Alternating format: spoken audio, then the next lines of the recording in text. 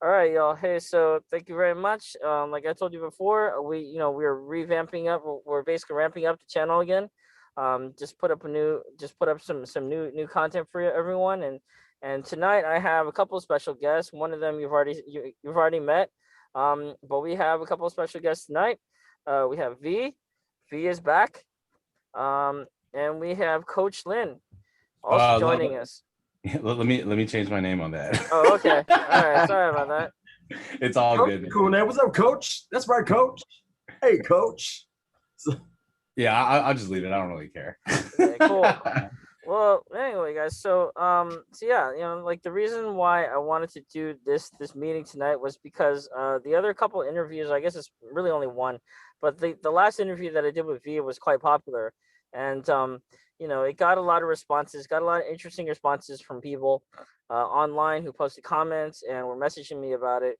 So I thought, why not do another thing like this? But um, and also one thing I wanted to go into like more territory was sort of like more kind of like juicier territory, because a lot of what this channel does is we do a lot of interviews that's like true. this.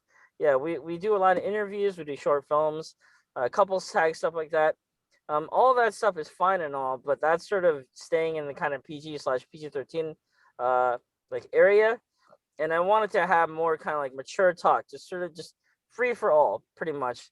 Um, and yeah, so like I said to everyone, don't hold back.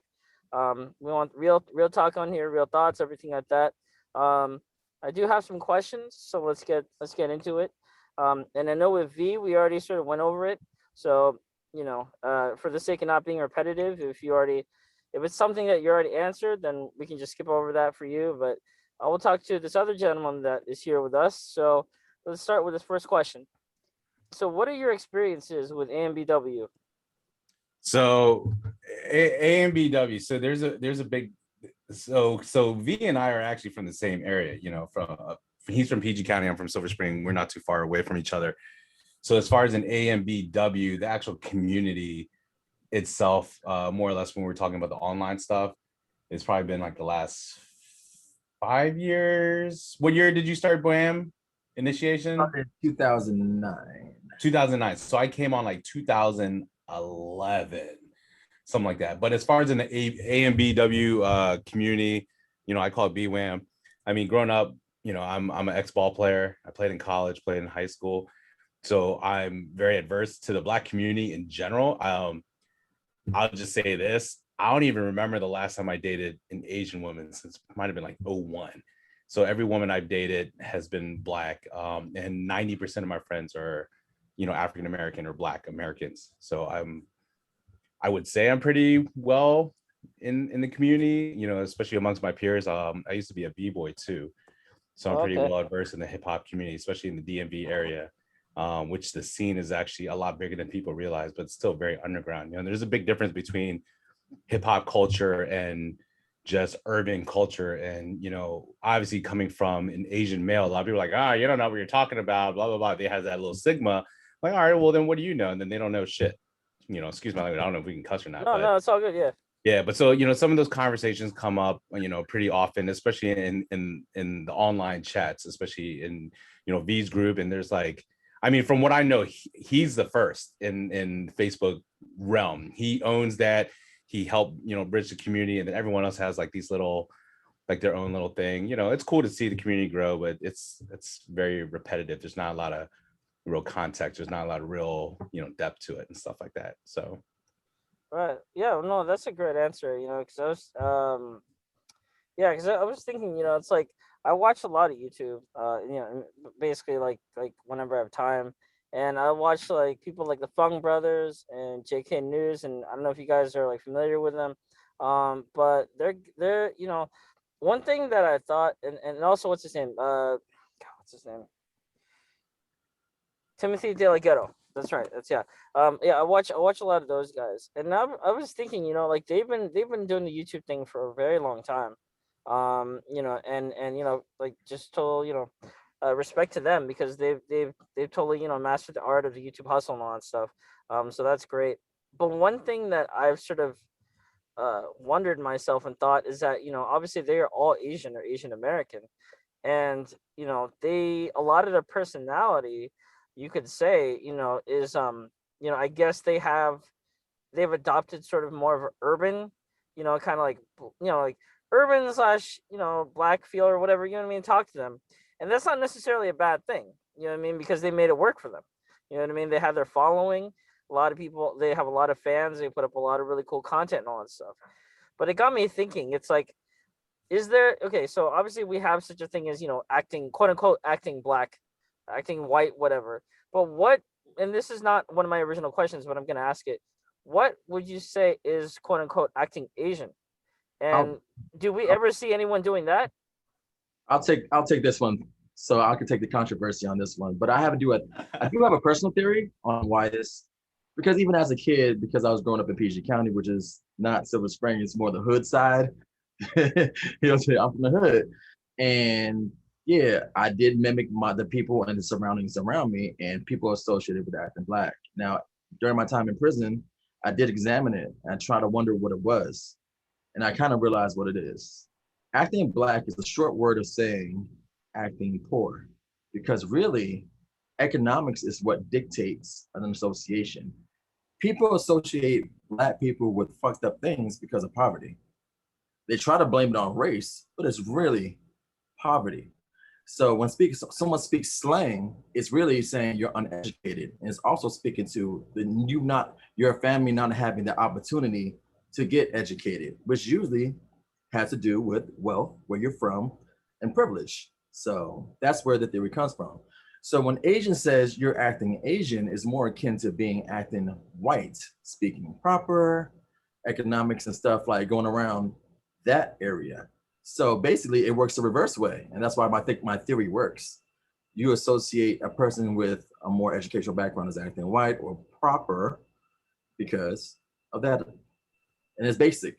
And if you look at that, slavery and all the other things, disenfranchisement, all that stuff is not race. We're making it race because that's what I say they, but the system wants us to think.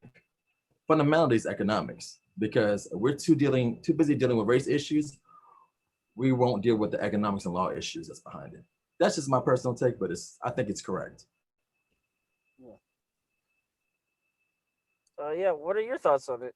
Oh, Shower, we can't hear you now. Sure. Can you hear me now? Can you hear me now? Okay, yeah, I can hear you. So everything that V said, I agree 150%.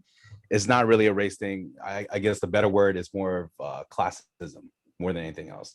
And it goes back to, like, even let's just take out, even though I know our topic is AMBW, but let's just, even looking back at like Fresh Prince, Carlton Banks, right? Or Uncle Phil, Will used to be like, oh, you guys are whitewashed. And he was just like, well, what is that supposed to mean? Is it because that we have a little bit of money now and that we know how to speak proper now? Right. And then I remember that one episode, Uncle Phil was like, well, I've seen Malcolm X, I've seen Martin Luther King. You know what I mean? Like, so how can you call me out my black card just because I speak a different way? You know what I mean? Yeah. So I do agree. A lot of the stuff is, somewhat systematic. And, a lot of times people will call it, the barrel concept, and but also I feel it's not only just when, like we said, the other people, just white people. I think our own people, our own minorities, even within the own black community, they say it themselves. You know what I mean? Like, sometimes it's not even about someone inducing that mindset, but you're a product of your environment. It's a nature versus nurture, right? So a good example would be, I dated, this one black woman. This might have been like, I mean, this is really exposing our age, like 03 or 04, something like that. And she's like, well, I didn't think you would speak like that. I'm like, what is that supposed to mean? And then I had another woman that said to me, oh, you talk really urban. What is that supposed to mean? Do you see what I mean? Is it just because I'm, yes, I am around more, African Americans, but I just think it's also not even just African American, but it's also the basketball culture that goes with it, the hip hop culture that goes with it. It's a slang that comes with it. And when people are not, they're not educated, even our own minorities are not educated, they automatically assume it based off race because they're looking at the majority. You know what I mean? Like, that's, to some cases, you're entitled to think that way, but to publicly speak it, it's kind of ignorant to say that. You know what I mean? You're doing the same thing that most average police officers, doesn't matter they're white, black, Spanish, green, purple, it's a stereotype of their own, and it's their own ignorant, assumption. I'm gonna speak more on that caste and class system. like, and it, like, my parents are kind of really racist when we were living here, like, but they never displayed it. They don't, they don't understand it because in their country it's normal, and they have their own caste and class system, and it has to do with light skin and dark skin Cambodians. So the lighter skin Cambodians were always like near the city, and then the country ones were like dark skin and stuff, and they had a little issue with that. So it's not only in America, this happens all over the world in a way, and it's really based on economics too. So with that being said, so it's funny, it's the same thing. So I'm Southeast Asian too. I'm Thai. You know what I mean? Like, I hear it all the time. Like, I don't want to use the N word because some people might get offended by it, but they used to call us niggas of the South, of the Asian culture, Thai, Filipino, Khmer, Lao, Viet. They used to say that about us all the time, I just think, a lot of those, we're gonna have to put it in the profiling perspective because we live in a time with police, that's what they do, their profile. They assume one thing and then they just assume everyone's like that, in general. And with the classism, it goes as far back even before Jesus was born. Like, they looked at people that worked on, for Asian people, worked in the rice fields, and you're a little bit darker skinned, they consider you a laborer. Like, if you're rich, you were the one who was sitting in the shade, et cetera, et cetera. You're kind of cooling off. Now in modern times, you're sitting in the air conditioning, you're a white collar worker. So it goes back as far as in classism, and I feel where the term racism came into play was more of when America was established, and inducing power over a specific, ethnicity to maintain their stature. And that's the part people even forget, that vocabulary term. It's to uphold some type of power, to have leverage over them. Yeah, no, absolutely. And I've been thinking a lot about that like recently. I mean, like when it came to like colorism and stuff, honestly, I didn't really I didn't really honestly myself, I didn't really like think about that kind of stuff until I think it was like around 2013. So yeah, about 8 or 9 years ago. And like me looking at my skin right now, I guess I'm like lighter skin or whatever. But I never really even acknowledged or really thought about it until I actually worked in a television station once. It was like was it Channel 62 Estrella TV? So it was Star News. It was like mostly Hispanic. And I, obviously like I like 98, pretty much 99% of the employees there were, brown basically, and I got very much used to the culture. I learned so much about the culture, but one thing they did was they talked a lot about colorism and stuff like that. And, it sort of opened my eyes up to, that culture, but also to things that go on in the Asian culture. You know what I mean? Like, I feel like Asian people are more kind of subtle about it, at least in my experiences. When I think about it, it was never growing up. It was never really, a factor or really said out loud. I mean, I guess amongst other things, I guess in general, my experiences is that Asian people are sort of more quiet about a lot of things in general. They don't really, it's sort of more subtle that way. But no, I mean, yeah. Also, so yeah, that's yeah. You guys bring up a lot of good points. So real quick, I don't mean to cut you off. So the term subtle comes up a lot, right? Especially in the Asian community. And you go online and Facebook, there's subtle Asian dating, there's subtle Asian 30 plus, etc. And when I hear the word subtle, and then when I hear model minority for Asian in general, like kind of like what Vee said, I don't see it. They're pointing those fingers towards the Southeast Asian people. Typically it's Chinese or Korean for the most part. And even in the Black women, Asian male community, I call it BWAM, you guys call it AMBW, potato, but we get discriminated in there too. You know what I mean? So like, for example, I know V's seen it, and we'll see, I have to call it the Black woman because, it's a Black woman and an Asian man chat. Like, oh, where are my oppas at? And, my pale skin, guys with the orange hair that kind of look like a Dragon Ball character or like a K-pop star.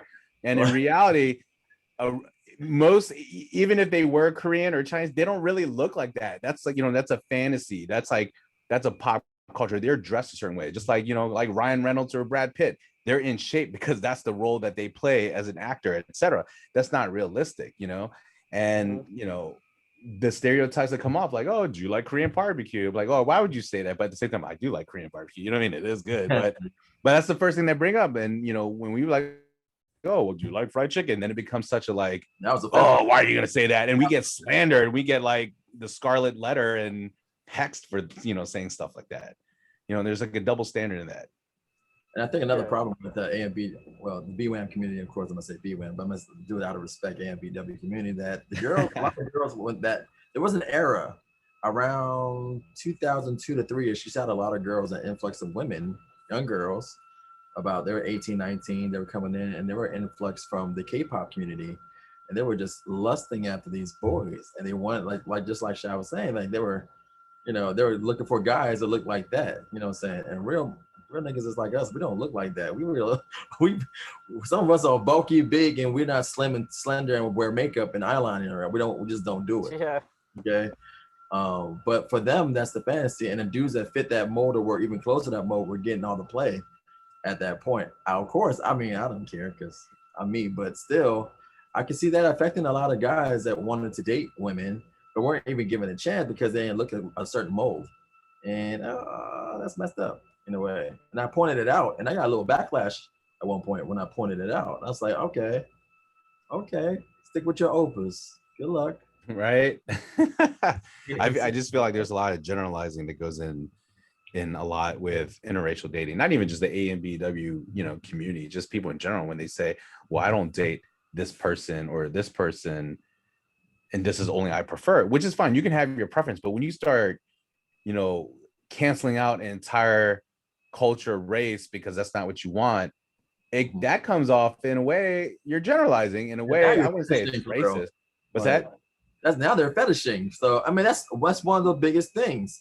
Like, and I understand when you're new to interracial dating, you place race in it, you don't know how to approach it. You're gonna ask stupid questions like, "What do you like in black women?"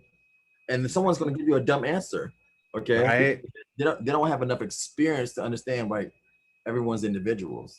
They can't. Right, like I remember there used to be posts in the group. Obviously, those type of posts come like once every year. Someone else puts it out there, and some of the answers, like to me, like I'll be very honest about it. When I'm gonna speak for Asian men. I'm not speaking for all, but I'm just gonna say the general Asian man.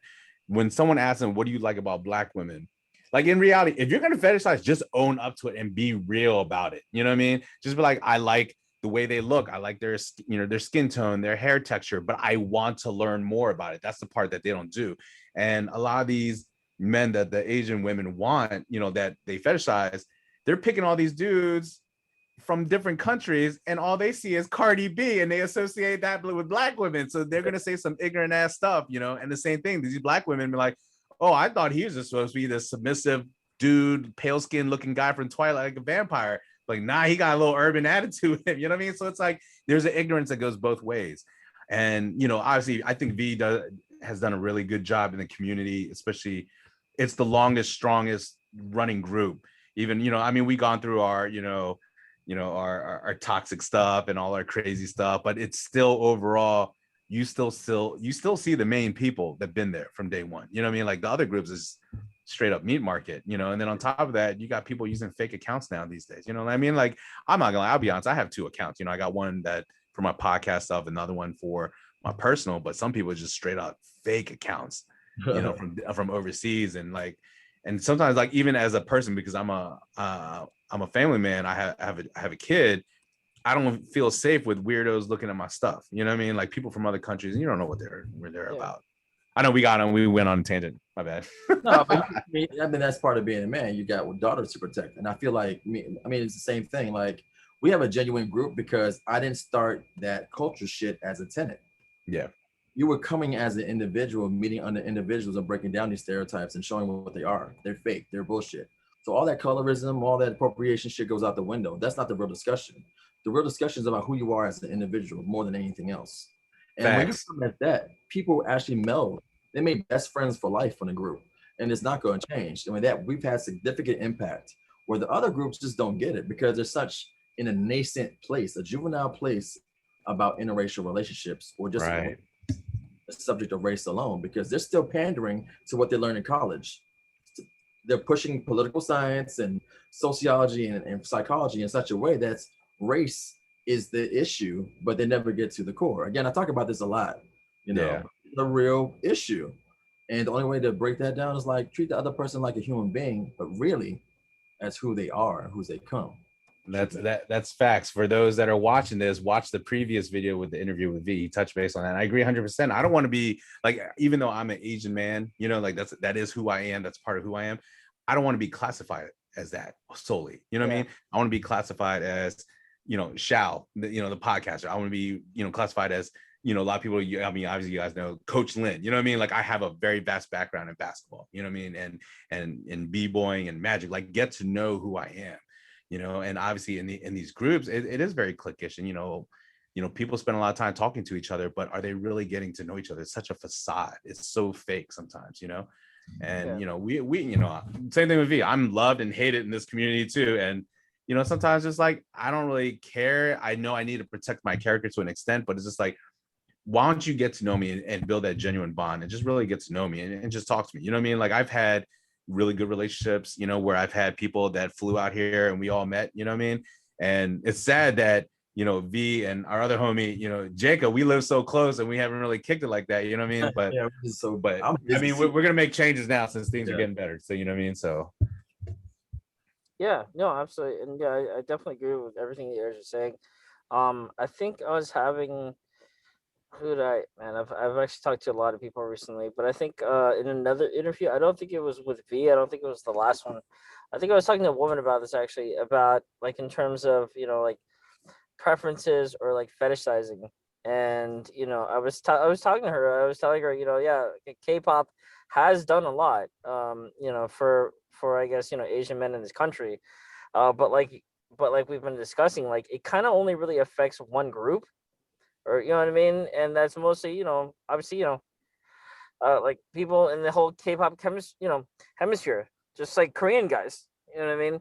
And I can't tell you how many times I've been approached by non-Asian women, and asking all like just like really kind of like starstruck or whatever for some reason, and then they approach and they're like, oh, so are you Korean?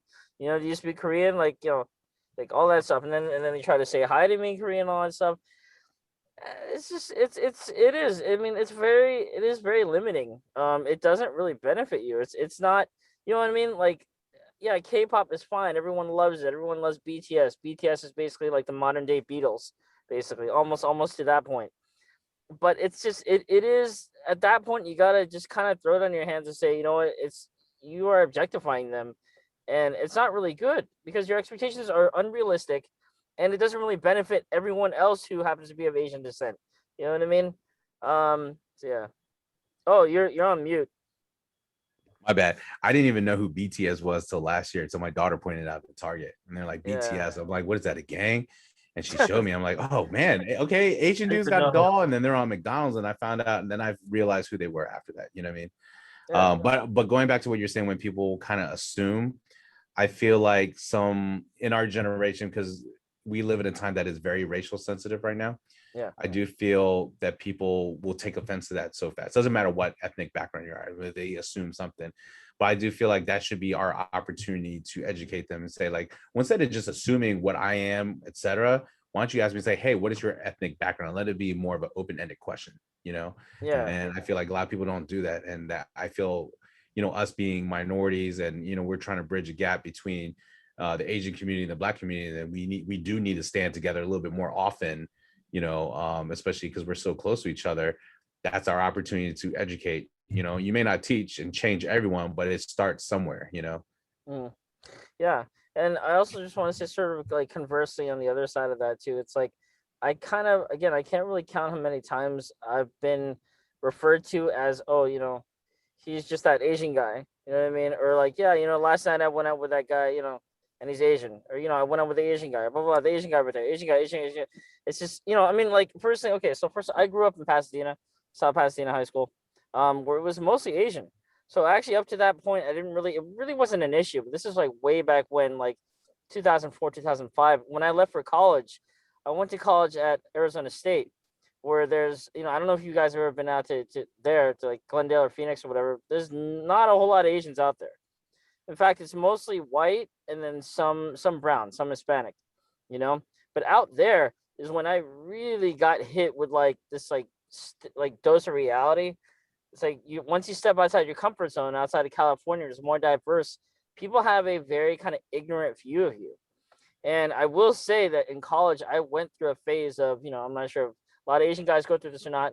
I basically went through like a quote unquote white girl phase, right? Because there's mostly white women there. It's mostly Caucasian. And oh, again, yeah, you kind of, yeah, well, yeah. I never But had one. yeah, exactly. No, it's fine. Both of Yeah, us. We're yeah, good. exactly. But I will say that, obviously, like a lot of the women, it was a while ago, but like back then, man, the women were fine though. They were good looking women, man. I'm not gonna lie.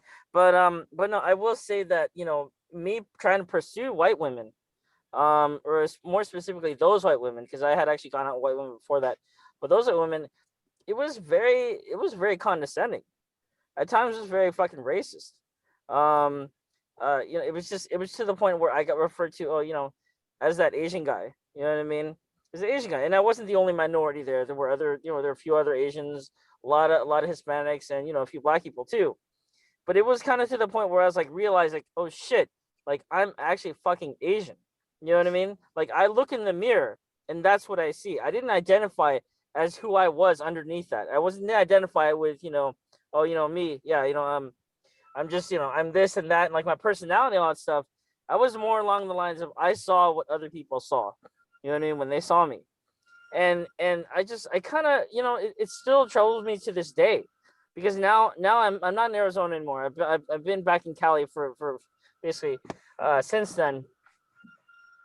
But I still, like, every time I try to, like, I guess in the past years or whatever, every time, I've tried to usually date outside my race, I still get referred to, oh yeah, like yeah, I went out with the Asian guy last night. You know what I mean? Or, every time I try to hit up a girl that I haven't talked to for a while, well, yeah, you're that Asian guy that I went out with. And I kind of feel like that wouldn't be an issue if I was white or even brown or black. But I feel like Asian guys, at least in my experience, we're still considered kind of foreign, quote unquote. Even if we're, like American bred and born and all that stuff, it's not really a good thing. You know what I mean? It's kind of to the point where, okay, like, other Asian women, they don't necessarily do that. But non-Asian women, in my experience, still have that kind of, stigma that they attach to us. You know what I mean? And it's very ignorant. It's really ignorant. I'm gonna call people out on that, because, you know what I mean? I want, like, even, okay, I'm fucking, I just recently turned 34. I'm still telling myself and other people to this day, I want to be treated like everyone else. And that's literally something that our parents tell us. You know what I mean? That's literally something that we're taught growing up as fucking kids, children, in, like, elementary school. To this day, people still can't get it through their heads. You know what I mean? We all bleed the same, color. We're all There's a quiet guys. reality. Like there's something we have to also understand, that there is a bell curve to this earth. And at that mark, there's an average person. Average person might be a little hip. Might be. We don't know. It's 50-50, flip a coin. But anything below that 50%, which is the other half of the population, are dumb as shit motherfuckers. I would say this. They're below average in some sort of form, usually socially, and so you'll get a half of the population acting like this. And guess what? That's a lot of motherfuckers if you think about it. Because all their information comes from online. Exactly. Online A lot of and dumb stupid ass motherfuckers. TV. So they look at us like we Jackie Chan. Yes, yes, exactly. Exactly. But again, that's why I had that tenet, which is meet a person as an individual. The issue is people are not getting enough personal interaction with people who are capable of expressing themselves and knowing the world in such a way that they have to treat you differently. And I think that's the reason why I don't want to say act, I am who I am, because I'm forcing you to take me as I am. You can't just call me the Asian guy. You're going to know me as V. Before the end of this conversation I had with somebody brand new, you're going to know I'm such a unique person that you cannot judge me for my race or my background or anything you assume. You have to judge me on me. And that's the difference. When you don't have enough character or have learned enough about yourself to express it, that's another issue. And until you're able to do that, people are going to put you in a box because they're dumb as shit for the most part, but you have to force them in a different box, which is meet you as an individual. So there's like a double-edged sword that goes with that too. So like kind of like you said, being expressive, and sometimes I do feel being more Americanized Asian, it allows us, because we understand the freedom of speech and how we express ourselves, etc. Right? And I do agree to an extent that culturally our parents, you know, their background, especially being, you know, children of refugees and immigrants and stuff like that, you know, you were taught to be a little bit submissive, you know, you're taught to not speak certain things because you want to protect like your family's name, etc. Right? So, but I feel like one thing that can help, you know, personally, and see that's the thing. I can't judge it based off my personal experience. Like I've been in some states, met straight up racist people telling me all that stuff to my face, and I stood my ground and spoke how I felt, and then we became cool. And I just realized, like what V said, they're just dumb and ignorant. They just don't know any better. You know, they're like, oh, you're just a ching chong thing. I'm like, okay, hillbilly, you know, Bob, you know, and they laugh at it, and then we're cool. Like, but it's just because they're so ignorant. But then also we become so sensitive, you know. But I also get it. Some people have such an experience that they don't want to spend the time to teach and educate, you know. And I can't speak for, you know, other people, you know. But I think a lot of it has to do with like personality and character, which is who you are versus what you are. You kind of going back to what V was saying, like, you know, you really need to talk to someone. And, you know, online, you know, in these community, it's all text typing, you know, and also people judge you on, I'm not gonna lie, I'm a grammar punk, you know, like I'm sitting there, I'm like, oh, you spelled it wrong, whatever, you know. But I you know, but there's also times that I just don't feel like typing because I'm just like, oh, this person's just not going to understand what I'm saying. They're just too ignorant, right? And I'll call mom, like, well, let's video chat. Then they get all scared. Right. We've had that plenty of times, right? So, you know, I do feel, you know, a verbal conversation, and it really, you know, you can hear someone's tone, authenticity, and then also like, you know, what is their objective? Like, what are you trying to get out of that? You know, you're going to sit there and argue with me back and forth about who I am, or I'm going to start arguing back with you, or I'm going to stand my ground and let's meet somewhere halfway, right? You can hate Asian people, white people, black people, whatever, but as long as you treat me with respect, you and I are fine. You know what I mean? I'm going to treat you the way you treat me. So you call me Ching Chong, I'm going to call you Regnet Bill or Jamal. You know what I mean? Like anyone can get it. Santa Claus and Jesus can get it. Doesn't matter. You're still human. You got to treat people a certain way with respect, you know, and to earn respect, you got to give it a little bit of respect. You know, it's give and take. Yeah, no, yeah, absolutely. Absolutely. I wish you know, going to ASU when I was like between 18 and 22, that more people kind of had that mindset, but in my opinion, people that young like have the complete opposite of that. But more on that in a bit. But okay, so I have another sort of okay, so I have a hot topic question. So I've been noticing this a lot in a lot of AMBW groups on Facebook lately. And is that a lot of women are asking, okay, like, you know, you know, still go on a date with a guy if he wasn't paying or if he made you pay for your half? And for me personally, I always make the girl pay half. That's just based on my personal experience. It just works for me. But what do you guys think? You want to go? You want to go? I'll go. I'll go. Because I'm controversial. You know how it goes. All right, true. I'll let the master go first because they need to hear more of you. All right. So just clarifying. So, you know, when a man and woman goes out on a date, should we go Dutch or should I pay? Right. That's a kind of just narrow down question. Is that right? Okay. Personally, in my opinion, based on the way I was raised as a man, because of my financial situation and who I am, I'm going to pay no matter what. Right. So the way I was raised, and this actually worked out really well with me, is that as a man, you know, I'll pay first couple of days. It's not a big deal. Right. Like I'm trying to court you. And it's not a big deal. Like it's not gold digging. I'm still eating too. Like I like to eat fine dining. It just so happens that's what we're eating. But there's also got to be some sense of, you know, reciprocity somewhere. So, you know, my mother taught me that, you know, go on like 2-3 strong dates. And in between those strong dates, you do a little like, you know, meet up. Let's go grab coffee, lunch, or whatever, something small, but it's not an actual date. You're just, you know, seeing each other. Right. And then if you ask a woman out on like the third or fourth date and she decides to say, hey, you know, let me take you out, let me plan it, then that's when you know that she's interested. And to me as a man, I'm still going to pay no matter what.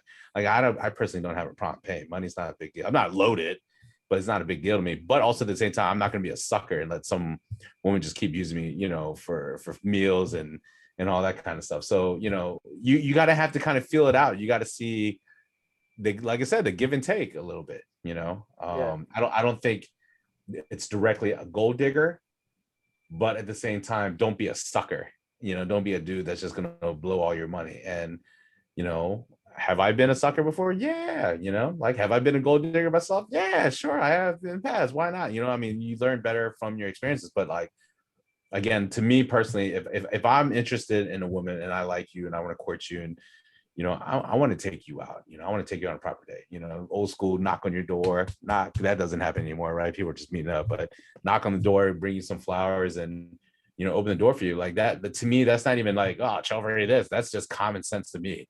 That's how I was raised. So I ain't bringing no flowers. I'm not. If I bring you some flowers, I ain't getting no pussy. That's I have two different views on this because I remember being poor. I remember when I come home from prison and not be able to get a job and roughing it up and not having money. And I think I fell in love with my wife. She bought me Chipotle when I first met her. Like brought me food, and then like later on she bought me a drink. It's some things you don't expect, and that made me kind of respect her and see her as a human being. And like, she really cares about me. She really loves me. Blah blah. However, these days it's gotten a lot harder for guys to get away with not paying because we are still held to those rules. And it happened with my wife. Like I think I asked to pay the water and electric bill. I paid the water bill all the way through for 2 years already, so basically $150 a month for electric bill, maybe 200.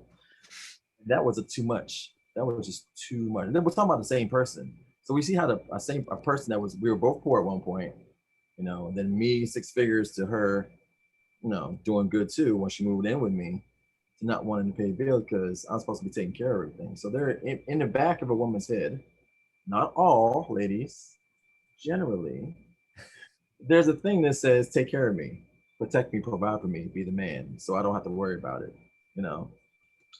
Most men want to feel needed and act like we're doing something, controlling something, and leading. And it's true. It's cool. And that makes you feel like, even my friends, like when I go out, I pay for everything because I ask everybody to come out or whatever. And the bill could be $700 and I'm still tipping, saying like $140. I'm going to tip. Is this how it's going to cost? It is what it is because I called for it. So when you call for a woman, and I agree with y'all 100% because I'm not a foodie call. You want to play this booty call, foodie call thing? Like, you're not going to get it. That's what people are doing. And guys are now wising up to this. They're really waking up to this. I'm like, yo, why am I being used when I could just pay for pussy, for real?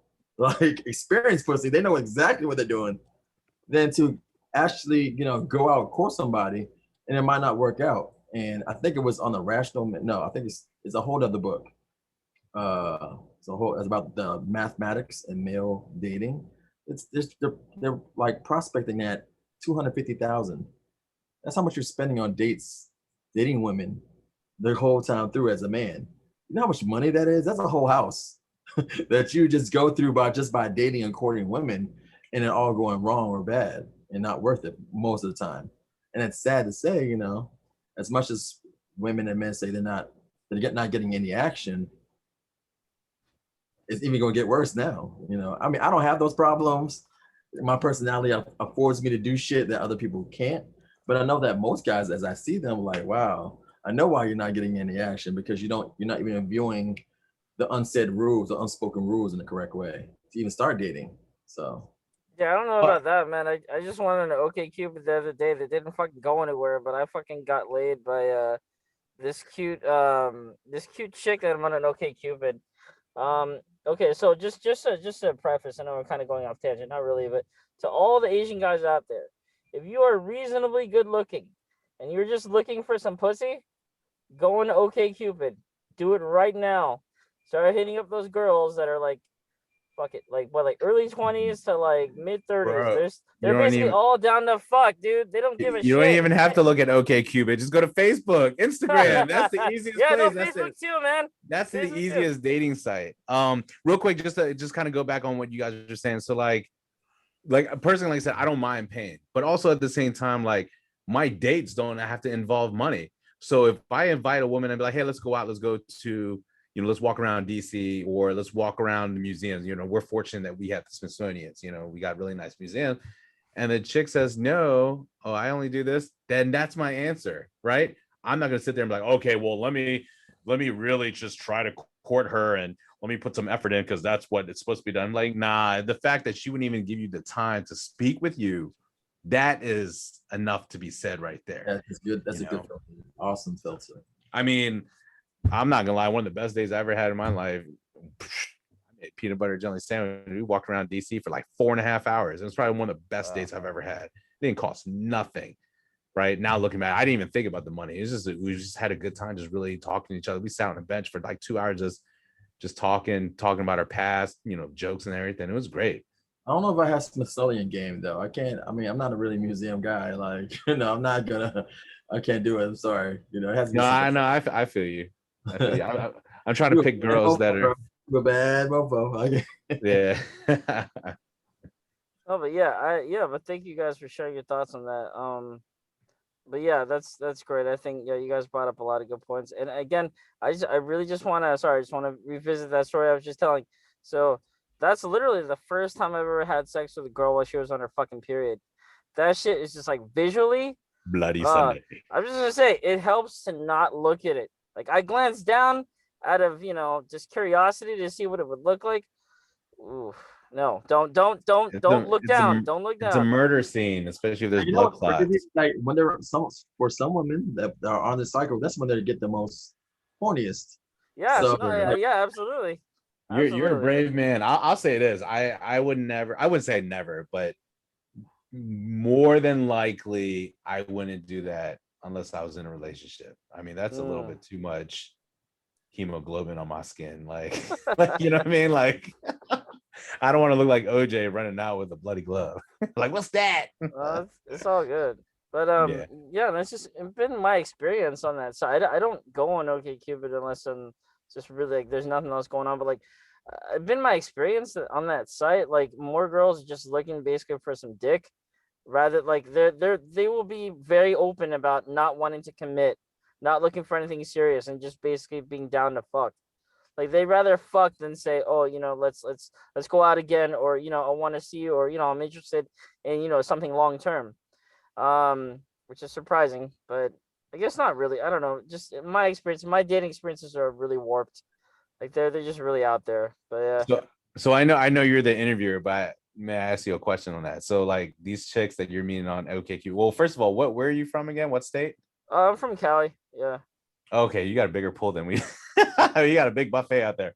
All right. So the other question is, when you're meeting these women, are they Black women pertaining to the AMBW community, or are they just?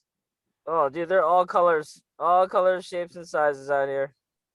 I mean, I will say this: I haven't had that many. I've had like maybe 3 or 4 relationships so far, but I have gone out, like literally out on dates with all kinds of women. And I've done it, I literally wrote a book about this too. I just trying to republish it, but having issues with the cover. But yeah, I wrote a book about like my online dating experiences. And I was thinking like for recently, I don't know if I told V or not about the last time, but I'm getting older now. I am thinking about something more serious. You know what I mean? I have been, I guess, ever since I turned 30 a few years ago. But up until then, in my 20s, my dating experiences consisted of me trying to meet women in the real world online. And I will say that prior to all that, I actually met a woman who I consider to be the love of my life. She is she's like a mix. She's like a mutt. And if like people still use that word or not, but like she's like mixed with, she's mostly Latina, but she has a lot of Portuguese as well. It's a Native American Egyptian. Ooh. Gorgeous fucking woman. Put her pick up online. Let's see it. Yeah. I don't know how to put it on. But she's great. She's still out here. But yeah, it didn't, unfortunately, that didn't really go anywhere, but I still consider love of my life. So after that didn't work out, I was really much in a kind of dark place. I was really sad. I was trying to get over her. And that's how I sort of stumbled on OkCupid and online dating. And let me tell you, after that, it opened up just this whirlwind of like clusterfuck of like literally just like, okay, I'm not trying to brag, but I do want to say that the stereotype of Asian men not getting any, yeah, like fuck that. I broke that because I met so many fucking. Oh, I shit you not, dude. Like, I will recommend any guy who's just looking, who's not looking for anything serious, just wants to have fun. OkCupid. If you're reasonably good looking, you don't even have to be. I'm not a model, or nothing like that, right? But I don't think I'm ugly either. And I will say this: if you're reasonably good looking, okay looking, average, whatever, you have a shot with pretty much any horny girl on there. Okay, because girls on there are down to fuck. They are not there to date. So I do stay away from OkCupid. If I'm looking for something serious, then I stay the fuck away from that site because I know what I'm getting into. I feel you, but I feel like technically you're generalizing now too. Okay, okay. Like, so the thing about it is online, anything, Facebook, Instagram, OkCupid, Bumble, etc., you're in a bigger pool of selection, right? And again, it goes back to you. I agree with you that majority of people, I don't want to use those words explicitly, but they're looking for something quick and accessible, and that is the reason why they're online. They're like, the social media and technology has taken over so much. We lost the art of going to the fish market and saying, hey, can I get to know you? Can I buy you a drink? Can I talk to you? Do you want to see my man do a magic trick or something? Like, that's not really there as much as it used to be, Yeah. So the pool of, how we approach people plays a big impact on that. I mean, I've never been married. I know Vee's been married, but I'll just say this, like, personally, don't chase the marriage, chase, the chemistry and the happiness. If it's there, it's there. If it's not, then you have your answer. And, it's tough. We go through things, we're human, and we go through heartbreaks. But to me, it's like, as you get older, you don't have a lot of time to dwell on certain sorrows. You got to keep moving forward. You can't be stagnant water. You got to be like a river. You just got to keep moving. So in some cases, yeah, you can fish for these women, OkCupid, etc. But are you really fulfilling what you want? You're just fulfilling your physical needs. Have you had time for yourself to really figure out what you wanted? You know what I mean? Like, I didn't realize that until after I broke up. The last relationship I had, I'm not gonna lie, it was like 2017. Haven't dated anyone since then, other than just kind of just going on small dates, but no actual relationship. But now I know exactly what I want. But then the question is it about what I want, or is it what I can offer? And that's the part that people don't realize, that, in some cases, a relationship or getting to know someone is like, you are selling on yourself to that person. But are you selling with a facade, or are you going to be transparent? And that's the part people are not doing these. I mean, it's been like that for years. It's been like that for the last like 150 years, especially in American culture. Well, as a man that's been married, I would say this: like, everyone told me, don't get married, and definitely don't get married to her. I mean, I followed my heart. You know what I'm saying? I love the woman that I should have probably never gotten in a situation of loving. And it was like, at first, I didn't care. I don't care who you fucking. I don't care. I just wanted to be with you. And for a guy to say that, that's like a lot. It's already says it's saying like, damn, I care about this. I don't even care what the hell she does. But it bit me in my butt too. So I recommend, if you're thinking about marriage, don't go. I agree with Shao. Just don't go in with that view. Just don't. Don't think about marriage. Think about a person or friends, possible people that you might be spending the rest of your life with and around. Some people, I mean, I'm afraid to even start a relationship or a conversation with, because I like them so much as friends. You know what I'm saying? I like them so much as, and there's some situations I've been with these people. I just should have kept it a friend situation. Should have never got sexual. Should have never. But I'm still a guy. It is what it is. So like, even today, now that I'm married, I've been married. Still, I'm waiting for this divorce papers. I mean, I still love my wife. You know what I'm saying? And to be able to actually say that to another human being while you're dating them or looking at other people, that's a harsh thing to put out there. There's two ways of going at it. Whether you're trying to get pussy, or is you can either lie about what you're doing. Hey, I love you. I want to be with you. I'm looking for a relationship. Or you can say, look, this is what it is. I'm dating around. If we have fun, it happens, it happens. You can look at that way too. But you can't do that on a level if you're looking for a real relationship. And it is about what you bring to the table. Women don't respect you. Generally, not all women, because I'm gonna get burnt up on BWAM if I say all women. Generally, they want stability, even though they may not admit to it because it's not politically correct to say. And I feel like being straight up blunt, whether people accept it or not, at least you're being honest, and I feel like the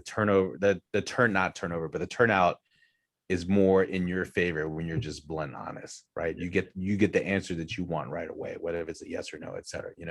But going back to the relationship thing was, what you're seeking and stuff like that.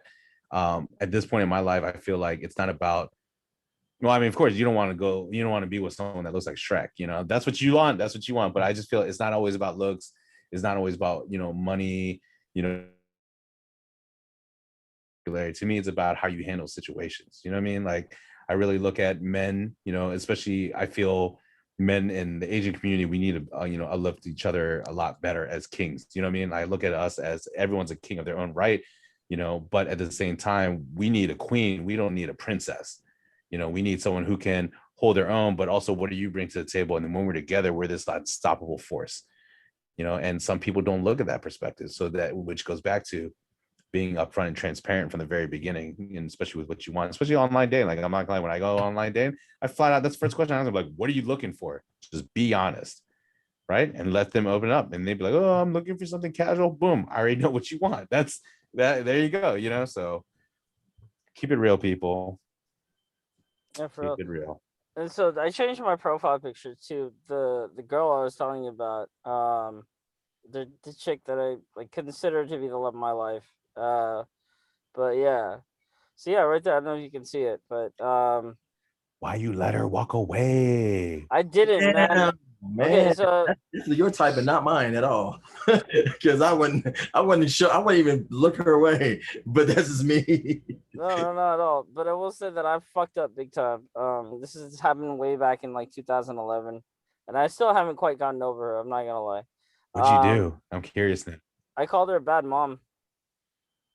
Ooh. Yes, I know, dude. But That's but literally if it's real, and honest, then she needs to figure it out herself. Like, if she's like a dope head, you know, and not being responsible. no. It's a long story, but basically, yeah, it makes it worse because I didn't realize this later on, but I found out much later that she actually had more than one kid. I knew that, right? I knew that. I knew she had more than one kid. I didn't know that one of them died. Ouch. Yeah. So in some cases, you kind of dodge the bullet a little bit, but it can't. She was a baby when she died. I don't know. I mean, I don't want to put all Yeah, out there. no, I feel you. Basically, I'm saying that I back then I had a lot of anger problems. I didn't hit her. It was just verbally. I still have that temper, but I've learned to control it, and I do consider that to be probably one of the biggest mistakes I've ever made in my life. But anyway, I'm gonna change it Look, back now. But I just want to show that. we're gonna make mistakes. All you can do is try to, at one point in your life, try to apologize, make amends. If they don't forgive you or forgive you, you attempt it and you move forward. That's all you do. That's taking it, acknowledge and accepting accountability. Something that generally women don't do well. Yeah, both parties got to move on. Yeah. If they can't move on, and you feel like you did what you can, then that's when you need to agree to disagree and wish them the best of luck and keep it moving, and don't be stagnant water. Yeah. No, yeah, absolutely. Absolutely. And I've told this story to a lot of people. I'm not gonna tell it on here because I don't want to put all my business out there. But I will say that, like, in general, I've what was I gonna say now? I guess the fact that for me personally, I feel like like a lot of people or what am I trying to say? A lot of people are after that feeling, right, of love, of actual, romantic love for another person, right, for a woman. And I was lucky enough to experience it. Didn't last long, but I always say that I always feel like I was lucky enough to realize that she was the love of my life or is the love of my life. You know what I mean? Even if it didn't really last long, even if it didn't really go anywhere serious necessarily, I didn't fucking know it. I know it. I know it in the back of my head, in the bottom of my heart. I know.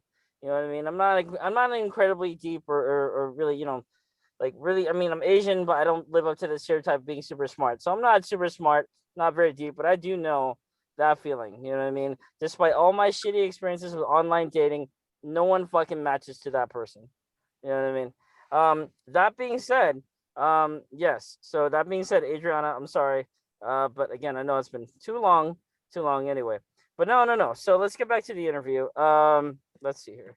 So the next question that I do have, let's see here.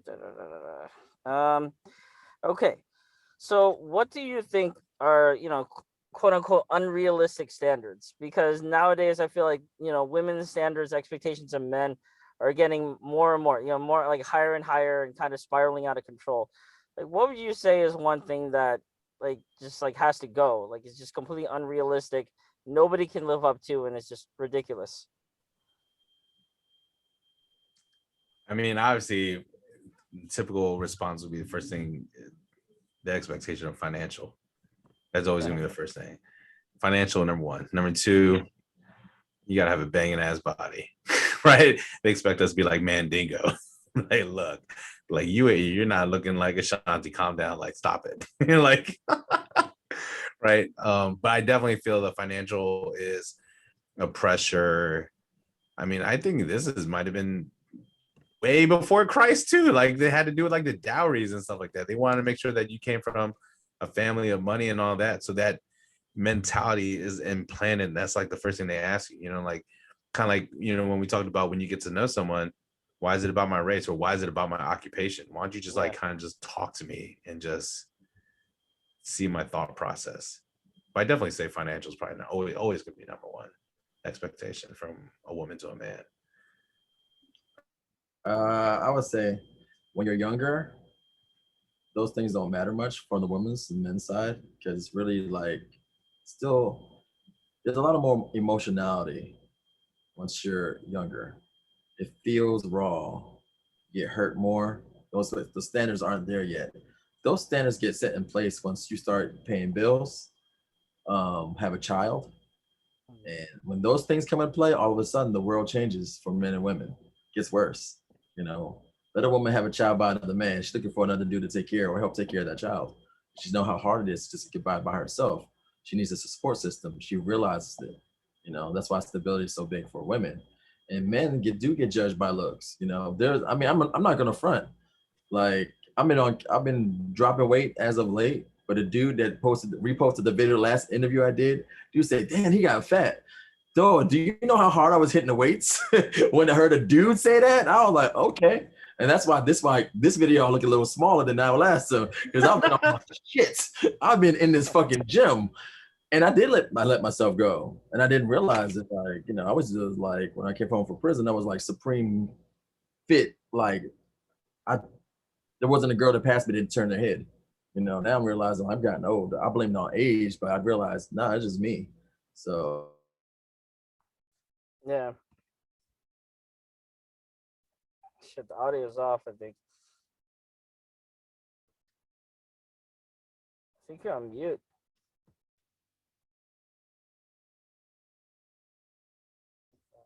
yeah. Okay, never mind. It's back. I think women's expectations are astronomically out of control for what they offer themselves. Yeah. And I wouldn't even say it's the expectation. I would say it's a demand. Yeah, it's more than an expectation. It's a demand. Like it's a checklist.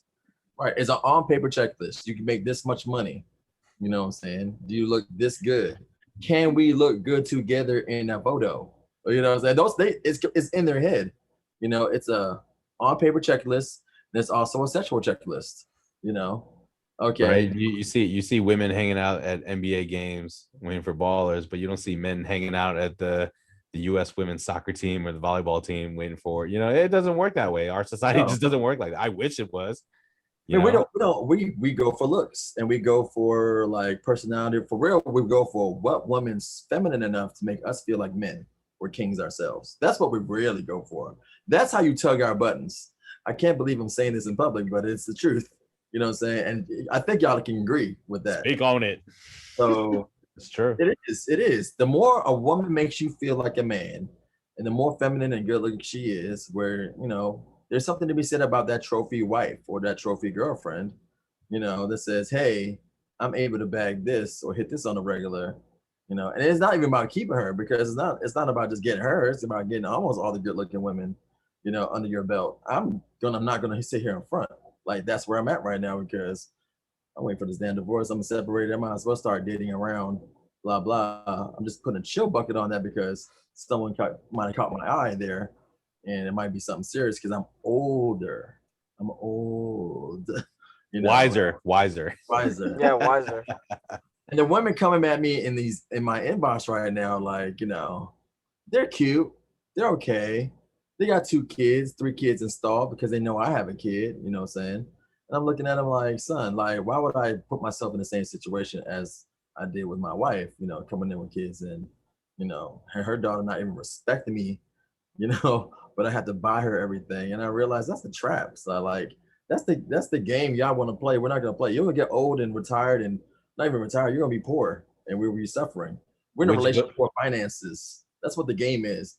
Passion and love is gonna go away. And it's gonna be left with finances. Can y'all pay this house off and have a way to retire and live with each other without killing each other at the end of your life? You have a real friend, like a real person that you'll ride or die. like I said, it's all about how you handle situations. So no, I agree with that. I just feel like as a man, when we speak about our checklist, we're looked at like we're demons. You know what I mean? Like we Oh, crazy. we're definitely we get silenced, shamed, like really we're called misogynists for even stating an obligate something that's objecting to what we want, our own standards. If I say I want a girl with a fresh pussy that gets wet and doesn't smell, you know what I'm saying? And there's girls out there because I fucked a lot of them that were like, wow, this is like air and water. This is like you like the last airbender down there. I mean, it's like I mean, real. And then she has to look at least pretty and somebody could be attracted to every morning and might cook and clean. That's a problem. Oh, we're not from the 50s. Oh, we don't do that. What the fuck do you do? You gonna give me another nice Yeah. little headache and another bill to deal with? I don't, you're not my daughter. You are not my fucking daughter. You know what I'm saying? I can choose to take you in, but remember, that choice is mine. You know, don't demand it. If you demand it, then guess what? To the streets you go, because that's where you belong. Yeah. Facts. It's true. I just feel like when I request for certain demands, stuff like that, I feel like I try to make it as simple as possible. And just like I just want a good looking chick that knows she's so confident that she doesn't need to seek the attention of other people. That's it. Can't even get that. You know what I mean? Like, especially with social media, everyone's a freaking OnlyFans star or something now at this point. You know, And the more good looking the girl, the less character she has. Like if she's not searching within herself, she doesn't have enough character because if all your needs are met and all the dudes are saying, okay, I just give you stuff just for looking good, they don't even have to work on their character. They could be bitches.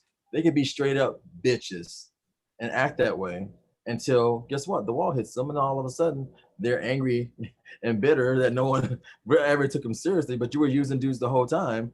You know, you got all your dick play all the way in the beginning, and now you ain't got no one. And you all used up, and you want somebody to respect you, love you, and cherish, protect you.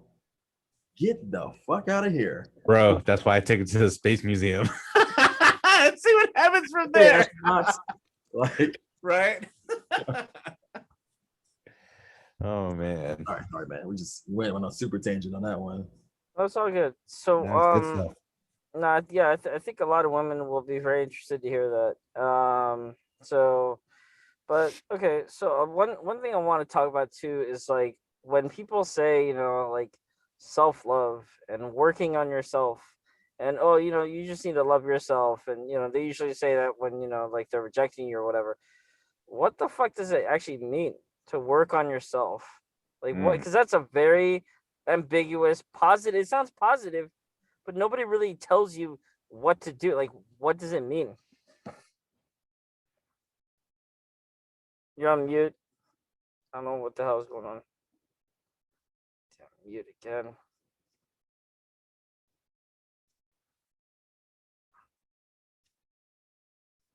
Internet connection. Can you guys hear me? I think the internet connection. Hang on.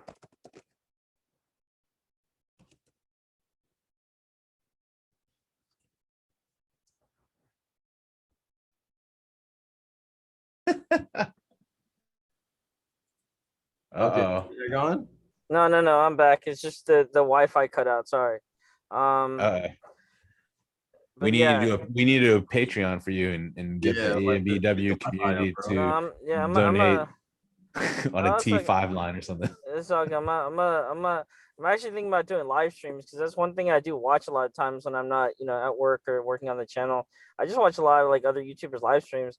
It's actually funny because the other day I was watching one of my favorite YouTubers and he actually shared my channel. And he had a couple of nice things to say about it, so that was nice. That kind of gave me a little bit like ego boost or whatever. But yeah, that's nice. But yeah, no, I'm sorry, man. I hate to be that guy to ask, but can you guys like give me the abridged version of what you just said in the last couple minutes or so? Because it cut So out Yeah. So self-love to me is when you're able to understand who you are, and then you can not survive, but you're emotionally stable. You're not so like such an emotional wreck, and you're not the type of person that seeks reassurance from one specific person, more or less, right? Like you're able to do things independently on your own to make yourself happy. And we are emotional creatures. We're human. We do need family. We do need friends. And it's good to always hear positive things. But when people are saying I'm working on myself, self-love, because they come out of a relationship, because to me, I look at that as that they relied on a significant other to make them feel better. In reality, your significant other should be a compliment to you, and I mean, everyone's different. Everyone doesn't have to have confidence on level 10, I mean, Yeah. but again, it goes back to it's just the conversation, people just being transparent. A lot of people don't do that, and that's why there's a lot of insecurity issues, and there's a lot of like self-doubt, and that leads to depression. And once you come out of the relationship, you're stuck in that hole and you're at rock bottom. But sometimes can't look at it that way. When you're at rock bottom, you have no other choice but to look up. And how bad do you want to get out of that funk? So that's why I look at self-love. Is it something that you need to label and to use that as a scapegoat, which I feel a lot of people that in our community use because they're just toxic? Like, no, that's full of crap. Shut up. Like, don't even say that shit. Just when it comes down to it, just be like, look, you're a damaged person, you're hurt, and that's it. Don't blame that shit on other people. Like, you have responsibility for your own self. You need to figure out how to do it. If you need to be around other people, fine. But at the same time, you can't rely on those other people also. You got to pull yourself out of the ocean. Yeah. No, for sure. For sure. I think Oh no, sorry, go on. Is the screen frozen? No, no, we're waiting on you. Oh, okay. we're- Sorry about that. Sorry about that. No, no. Yeah, no. I thought. Yeah, no. Sorry. Um. So yeah, I got another question. Again, it's not on my list, but it's a good question. Who do you think is more like, I guess like overall like the more emotional being? Is it the man or the woman? Like in like most cases, like I think it depends on the situation. I think we might be one of the more emotional ones while they filter everything through their emotions. Like we can still push through with our logic, right? But they communicate everything through emotions. And that's when it gets confusing for us because we communicate through logic. And that seems to be the main problem usually between, they're constantly saying that I feel, but they forget that there's a I think. That's why those I think is different from how I feel. And when communicating, what I think might be hurting your feelings. It might not be meant to, but it is. So, and then we had to kind of understand like maybe if I said it another way, it might have not hurt their feelings and they have a process to settle their feelings so they can think, which is like another mountain to climb. And it constantly goes on. So I think like love and stuff, like ideal love, we do the Disney movie stuff, but they get the credit for it. But in reality, they're like the more manipulative ones that want that's why girls beat other girls up for in front of dudes when they cheat, right? Because they know they're in real competition with the other woman or his resources. That's the reality of it. No one says it like that, but I think I've come to the conclusion that's why other girls, they can say it's for principle, they can say whatever, but the reality is you guys who already know, who are feminine enough to know, like you guys are in real competition and we are the resources. And that's logic coming out. So yeah. I didn't get to answer your other question, but I'll wait until so you can cut it up and put it back together. Well, it's all good. Yeah, it actually got me thinking. To earlier question that I want to ask.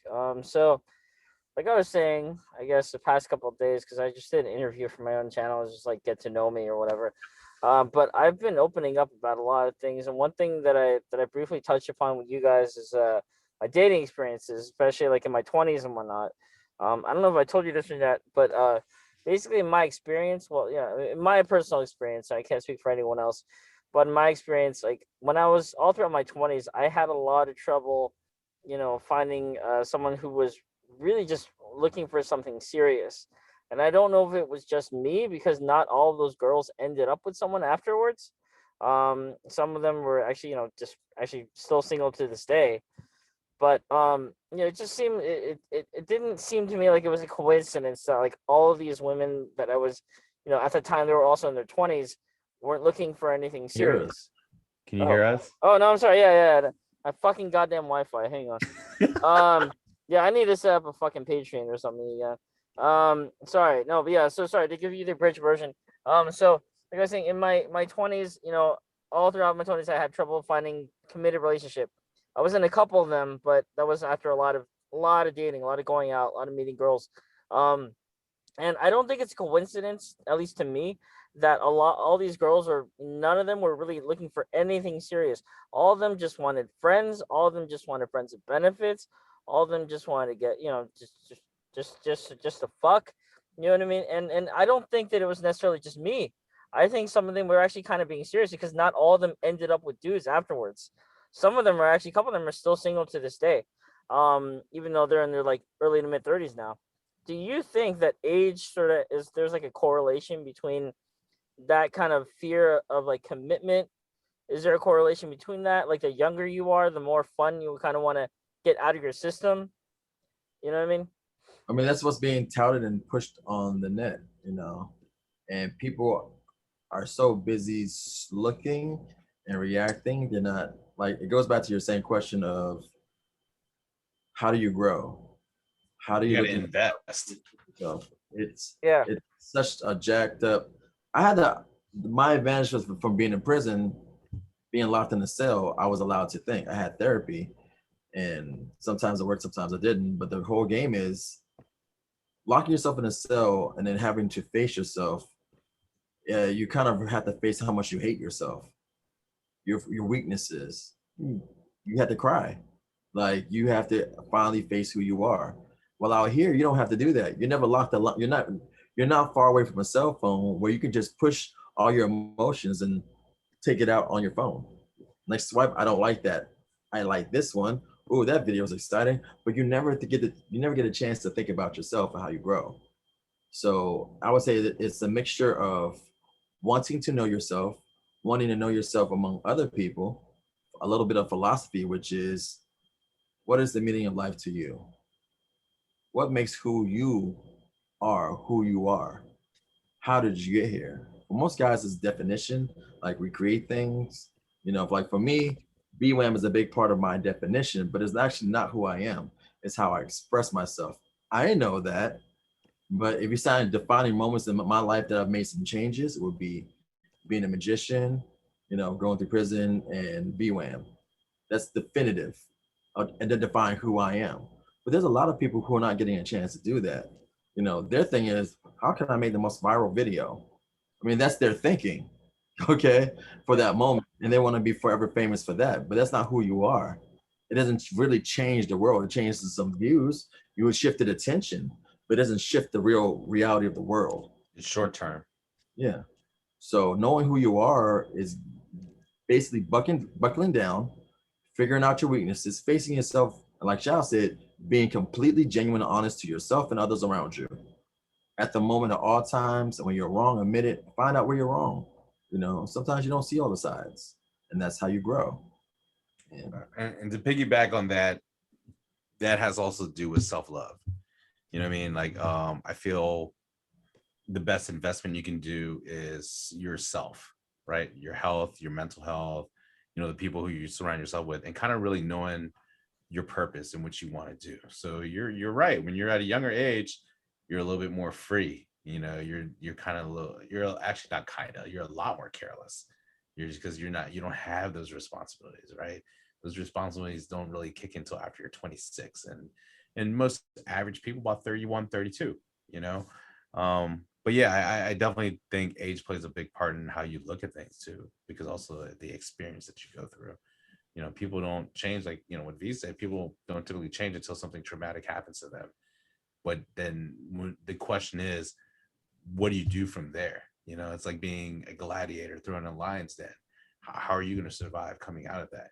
Did I make it? Was I able to self-reflect and kind of look at the mistakes I made, and how do I move forward? How do I become a better person? And a lot of people, especially when you're young, they don't really think about that. It's very rare for people to think like that. And the hard part about it is a recursive process. So as you're growing, and getting to know who you are, you're changing, and you might not know there's a change. So you have to relearn who you are, and it's always going to be that over and over. But people don't know that's going on. They're too busy. Like, this is who I am. This is what I am. Have you really examined that? Are you sure? Have you checked your actions and the output and the outcomes of it? Until you do a checkup, and it could be every 3 months, every 6 months, every year, you know, kind of figure out who you are, where you're at, what experiences you had that kind of changed those things. You know, I'm a way different person than I was before pre-marriage and post-marriage. You know what I'm saying? I'm a different whole dog. But again, I'm using this time to get to know myself. Like, hey, May, you know what? She was a little right about this. Let me go catch up to this. You know what I'm saying? Like, again, you're catching up to knowing yourself. But first, you have to put the work to know yourself, and then know yourself again, grow. So it's always catching up, never ending process, recursive. And that kind of goes back to the self-love, or I'm working on myself. That's that part right there. You know, but that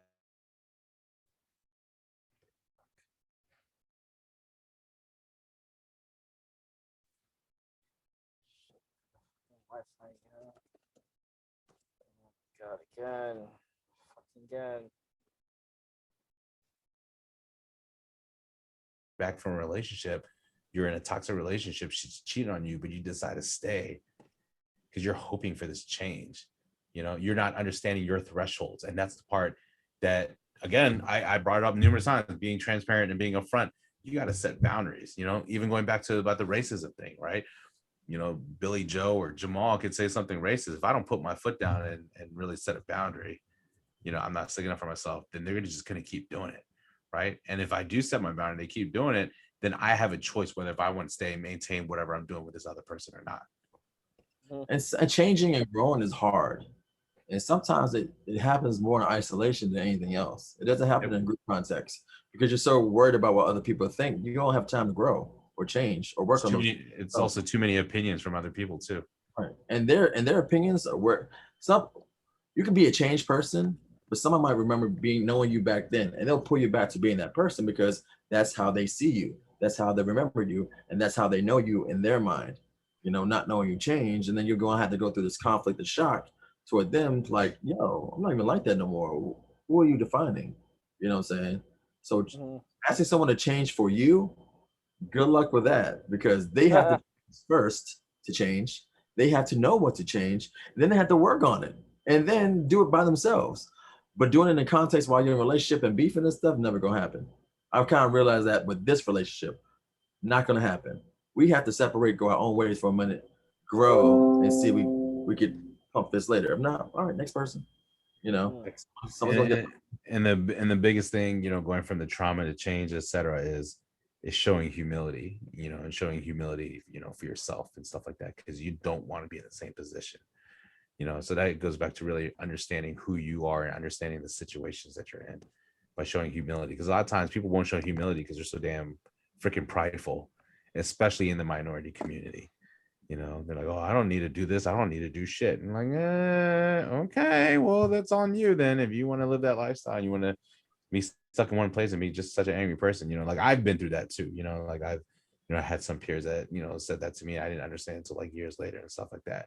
But also there's going to be some people that are just going to assume that because they're projecting their own insecurities on you and saying that you're the ones who are doing it.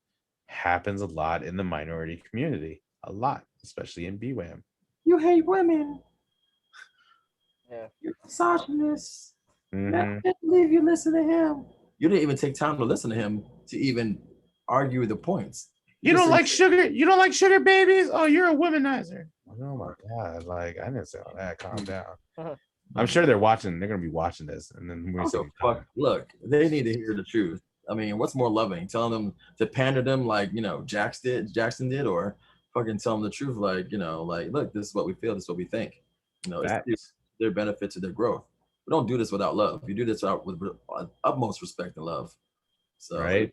So like, yeah, like it was going back to the insanity thing. Like if you think one way and you got everyone that's like a Me Too person or just a follower, you're never going to grow.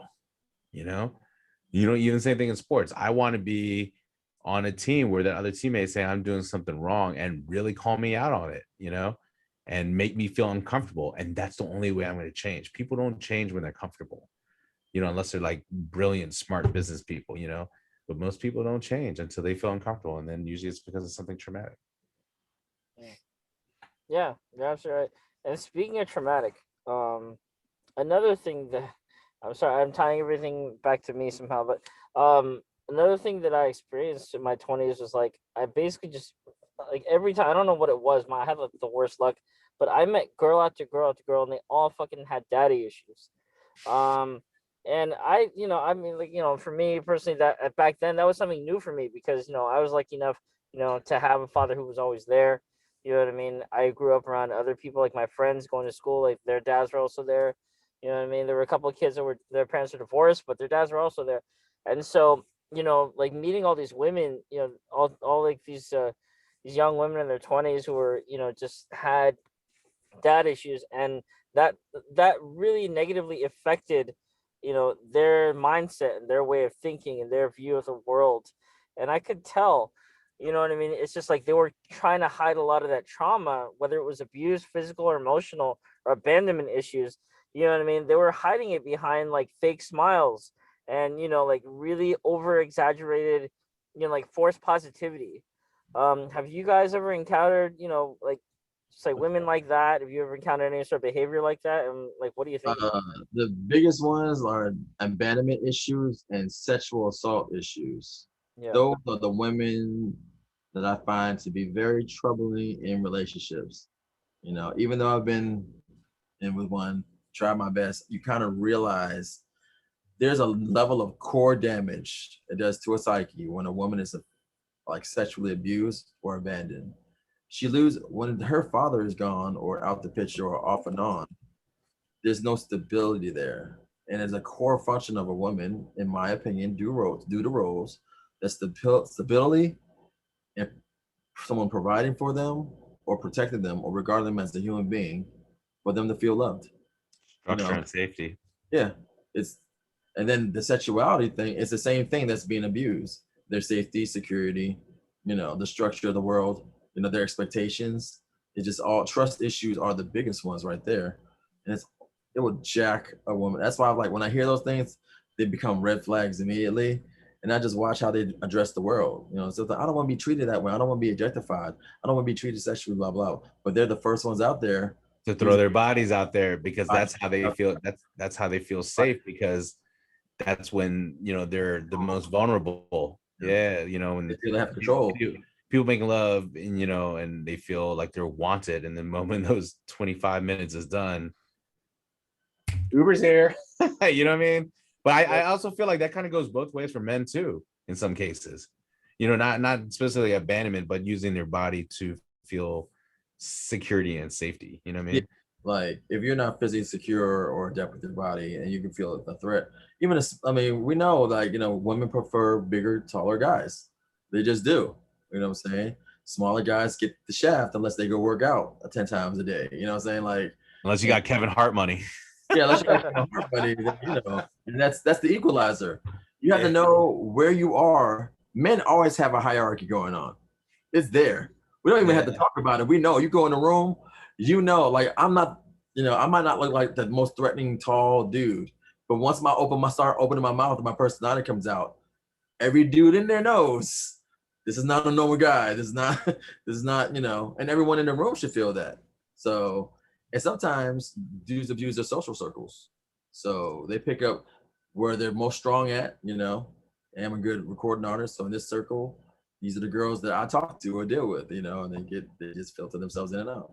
But with those issues though, oh my God, like I have learned to be very careful about that because I misheard something my wife had said one time about her in a situation and I answered the wrong way and she held it against me like forever.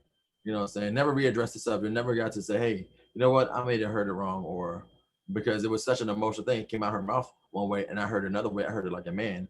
I didn't hear it as a friend or someone that cared for her, And it's those small things that can stick and destroy a relationship. It's insidious. It's just this trigger words will throw them off too. Say the word, or you can't say the R word. Like, you say the R word, saying, oh my God, like things happen. Like, I'm not doing that to you. I'm here to love you and care for you. So I just want some, respect.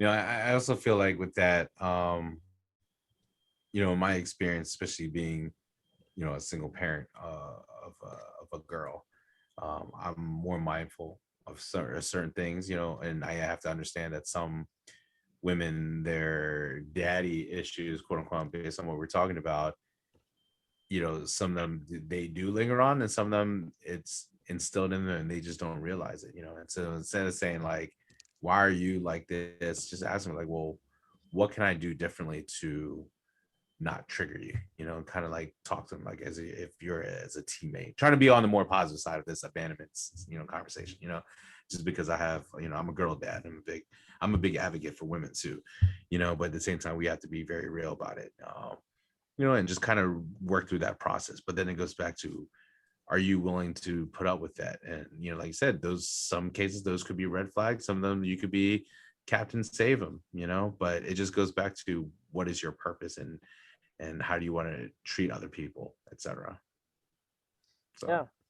Yeah, absolutely. I'm glad that I asked that, because that's sort of something that like a lot of, like, not everyone has thoughts on or experience with. So, and it's actually, I think it's a lot more common than like most people think, which is unfortunate. But just a couple more questions, because yeah, I know it's later for you guys. So It's cool. So so I just, this is probably kind of like a very broad question, but I don't. Yeah. So, how much of a difference do you think saying sorry actually makes? Like, whether it's like the woman saying it or the man saying it. Like, are you asking like which one weighs more, if a man or a woman says it? I guess because, like, in my experience, like, saying sorry, most of the time it doesn't mean jack shit. It Women doesn't? are capable of saying sorry? Hold on. Where did this? I didn't know women were capable of saying apologizing.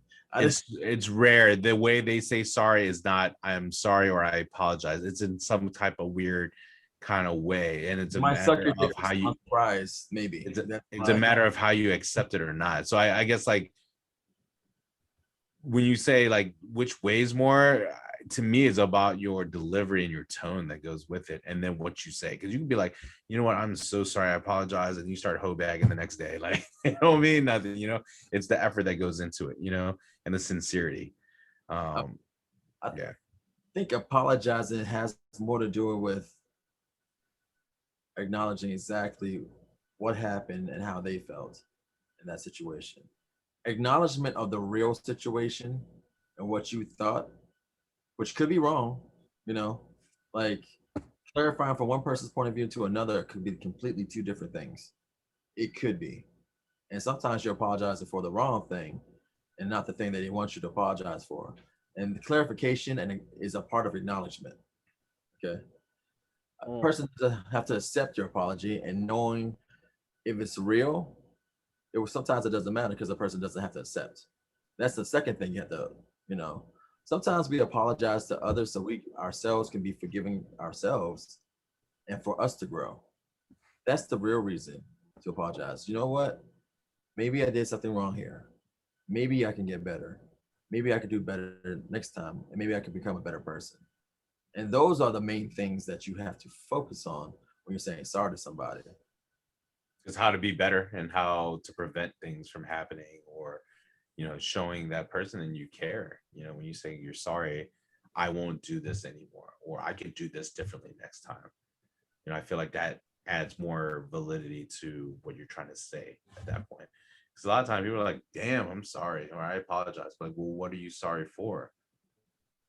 Doesn't mean nothing, right? And be like, okay, then some people, oh, well, I'm sorry because I did X, Y, Z. Okay, so what happens next? What are you committing to? Are you committing to change for growth? Or are you just saying sorry just for shits and giggles? And there's a different level of sorry. Like, I'm sorry about how you feel, which is kind of a that makes it worse. Then I'm sorry for what I did, and there's an unsaid sorry. I'm really sorry I got caught doing what I did. And that's a whole different sorry. That's the one that people don't talk about. That's a whole nother realm. So there you go. let's talk about what you literally just brought up. The one the the sorry that nobody wants to talk about or nobody brings up. Um, what's your take on that? What's your experience with that? For me, I erased all that. Like, Oh, okay. get caught. It just gets revealed. I did it. So some people are just scared to get caught because they don't want to change. You don't want to get caught doing something fucked up. And that's I see that, and this is gonna sound like an asshole attack on women, but that's what happens when women get caught up on the internet or on their phone. They delete. What does deletion do? It allows you to not work on a problem, it allows you not to face it, allows you to sweep it under the rug. So Facts. you don't have to grow. You as a character person do not have to grow if you could just manipulate history. You know what I'm saying? You manipulate the history of the fact that it ever happening, and then you don't recall, you make the same mistake again. You're prone to make the same mistake again with a different dude or the same dude, and that's it. Because you haven't acknowledged or accepted anything. Yo, So check this out. Doesn't that sound like privileged?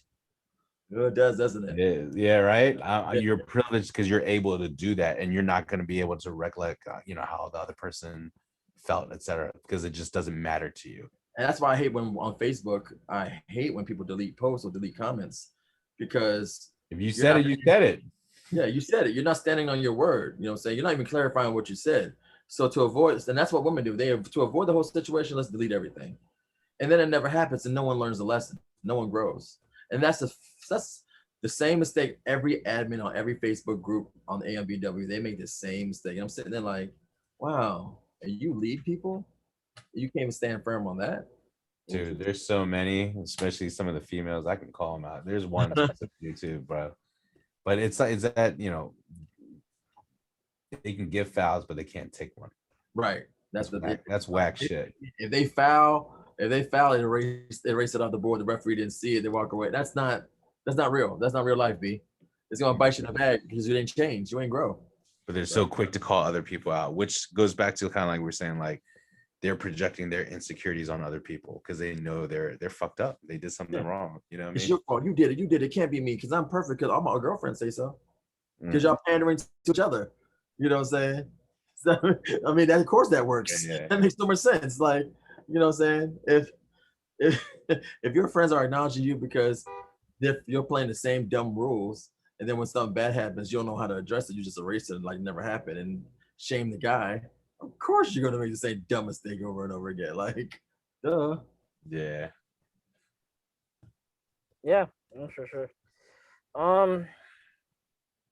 I have a really interesting question too. So, okay, so what do you like in my experience? Sorry, I've said like 50 times already, but one interesting thing that I've encountered, not so much anymore, is a lot when I was like younger. Again, like in my early mid 20s or so.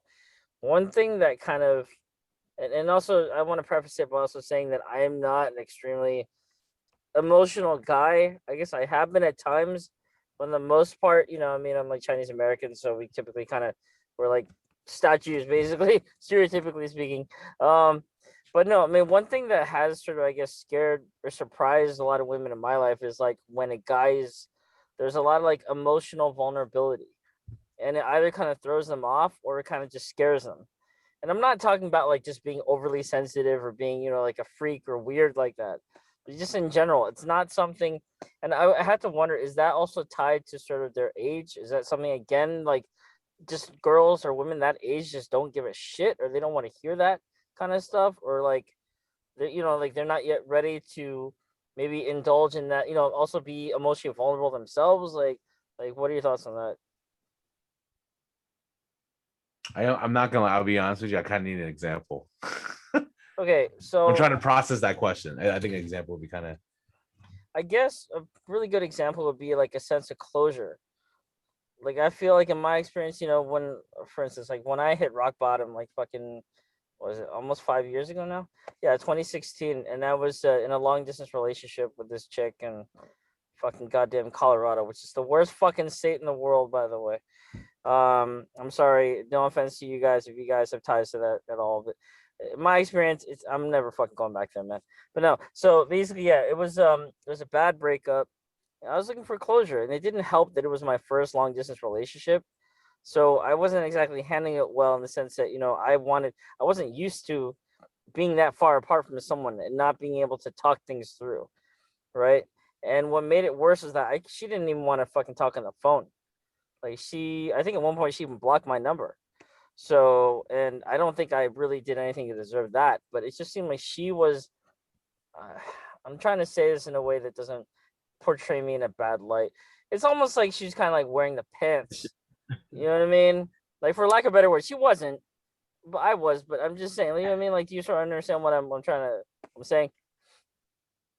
It's privilege and entitlement right Yeah. there. Again. Can you hear us? Yeah, I can. Yeah, I feel like that's privilege and entitlement too, I just feel like, again, it goes back to reciprocity. If someone had any ounce of dignity or respect, they'll have that conversation with you of why it shouldn't work out, and then just kind of agree to disagree and move on. Now, if that asshole just doesn't pick up, and like, it sucks to say, but that's your answer, right? Which goes back to the social cues and understanding these signs and stuff like that. Like, to me, will I chase a woman? I will, to an extent, as long as it's reciprocated. But if I'm just getting all these no's and cold turkey, and then I pull back, then that's it, right? And then if they move forward, I'm not gonna lie, but like, you just missed out on the wine and dining. We about to have peanut butter jelly sandwiches while we're doing chalk drawings on the concrete at this point for a date. you know Yeah. um I mean, to me, it's a lot. I think a lot of it just has to do with maturity Yeah. more than anything else. Um, I'm trying to understand the scope of the question. It's like what a lot of younger women is. There's a lot of extremes going on. They just want you to act like a man or whatever that socially affirmed man is now these days. Whatever they make up, because I don't know. I'm out that box. I'm out that realm. I'm not active on the internet as much as I once was before to keep up with all this silly stuff, because I do find it to be silly. I can say in my own relationships, closure is not guaranteed. A person Facts. would have to give you any type of closure, any type of answer, because they're, in a way, they're still answering to themselves, and that might be a process, and they may not have a clear answer to afford you or themselves at the moment or even in the future, because some people, just like I say, sweep it under the rug. They don't want to think about it, and they move on, then repeat the same mistakes with somebody else or some kind of different mistake. I can say, like, personally, like, saying what me and my wife didn't work out because she needed more, and I wasn't had the ability to supply. So, and she said it's over in April, and I asked her for some sex, and she's like, "No, why don't you ask one of your girlfriends?" I took that as literal. Like, okay, so you want me to go out here and have sex with these other girls that I could potentially talking to, show me better attention, what I'm saying? Know that I'm married, don't give a fuck, they care about me as a human being, when you haven't asked me how I was doing in the last year. So that hurt me. Instead of me saying I'm hurt, but it's me saying, hey, I'm taking a literal what you said, like, it's over. A lot of women choose to break up the relationship. So guess what? Okay, that means it's over. So I'm free reign to go do what I do, because you was telling old dude when we first got married that you was only 45 minutes away from the house. Why are you telling them that? You know what I'm saying? Like, I mean, those are the blame games we're playing. I can replay these little tapes going on in my marriage, right? But at the end of the day, she doesn't owe me an explanation, and nor do I owe her one. I know for me what happened, so I can move on forward. I can say I love her. She didn't believe in me. She quit me at my worst point in my life financially, and I was nothing but a stepping stone to her. I can accept that. Do I need an apology from her? No. Can I accept that I love her and I will always love her? Yes. Is she the same person I fell in love with? Fuck no. And she decided to change and blame me for everything. Okay, good. Then, but I might not be compatible. We can move Yeah. forward because we're adults, But I'm never going to get closure from it. I spent 10 and a half years off and on with her, and I married her like I planned, like I said what I was going to do, but it still didn't work out. So love might not be the answer to everything. Money might not be the answer to anything, but the answer to everything is becoming to be character. She wasn't there for me or wanted to be with me when I lost it all. She said things, she said vows that she didn't fall back on. She told me that it's going to be forever at one point, you know, and we'll work it out. That's not what happened. I can only go by outcomes. You know, everything she said doesn't matter because it didn't happen. And maybe the promises I made where I made mistakes, it didn't happen either. And today I went out to lunch with my friends and I talked to the girl I was dealing with right after my ex-wife that was living with me for like 4 months, right? And I had to sit down with her, like, we didn't work out. And she went on my page and bashed me. I didn't say nothing. I said, you're reaching, but I let it happen because I'm not afraid. Most dudes and most adults will delete it. I'm not afraid of it. I want you, if someone agrees with this girl, well, what she's saying out here about me, then let it be known. You know what I'm saying? So I can face it. I'm not afraid of that. But if you go on my page, what I'm saying, you'll see the freaking 2 paragraphs of like, I'm Vee, or, I didn't know how to appreciate it. I hope I appreciate the next woman. But that's her point of view. Do I acknowledge it as truth from my point of view? Probably not. But should I look at it at least? You know what I'm saying? Maybe there's a second opinion on that. Maybe I could learn from it. And that's why I'm not afraid to hide it. While the women out here, they can say anything and change the game, change goalposts, change the frame, what happened, and demonize you. Like, you called me a cunt bitch. I ain't call you that. I posted a fucking meme. You think in your mind I called you a cunt bitch. And therefore you said you blamed it on me for this whole marriage. So that type of stuff happens. That happened to me in my own marriage. Like, wow, I posted a meme, but you thought I said it to you. No, I really didn't. But they don't remember because they're stuck in the emotion of that memory of how they felt when they read it. So, and your memory ain't shit. Memories of stuff is not even real sometimes unless you actually sat down and think about it. It's like being in a house that's on fire. You don't see nothing but the walls that are on fire. You can't see outside that box to see the bigger picture, how to get out. Some people just don't want to get out of the box, Yeah, for real. Well, guys, I honestly have so many more fucking questions, but I know we all it's late, and I actually have another fucking thing to do at 9 my time, so it's coming up. But I just want to thank you both for taking the time, out of your lives and out of your days to sit with the channel and talk once again. I really do appreciate it. I do think that, going when I started this channel originally, that I didn't know that I'd be doing all these interviews. I thought it'd just be a bunch of short films that I made because that's what I went to school for. You know what I mean? But I'm glad. I am glad, honestly, that I started doing this because it does open up a lot of conversation, and the viewers like it. I mean, like, not to sound superficial, but the numbers are the numbers are okay. Like, people are watching these. Yeah, These they're women in here with us about this thing, so we can actually no, have real time. yes, yeah, and I know it's something that you also brought up last time, B, too. And actually, that's one thing I do want to bring up too, really quickly, is that I do want to do a live stream for the next one, but I do want to get like some women in here too, and have look, okay. First of all, I just want to put this aside. I'm not trying to start drama or trouble. I don't want that, especially for this is not this kind of channel. This is not a drama channel. But I don't mind if debates are happening, if things get heated. You know what I mean? If there are some, like, sort of very controversial or whatever opinions that people don't agree with, that's fine. That's why I want to do a live stream next. I don't know when that's gonna be. Blame it on me. Say it's my fault. But don't worry. Just bring it. I'll say this: having a live stream would be good because you have a lot of interaction. Yeah. But sometimes, if it is too controversial or just people can't handle it, like what we say about being stuck in the walls of fire, Zoom might be the best way to go because you can mute them at that point. Be like, yo, we need to chill out. Like, you can moderate it better. Yeah, for sure. You know what they gonna be us? Stereotype. No, but yeah, no, yeah. So yeah, that's what I want to do next. Hopefully, we can get to it sometime this summer. I don't know. We'll Let's think find about two it. single women. Yeah, 2 single men from the DMV. Find 2 single women from anywhere. Bring them on, and we'll just hash it out. These same questions can be brought up over and over again, and we might get a different view. We might get a different answer, and we might do something.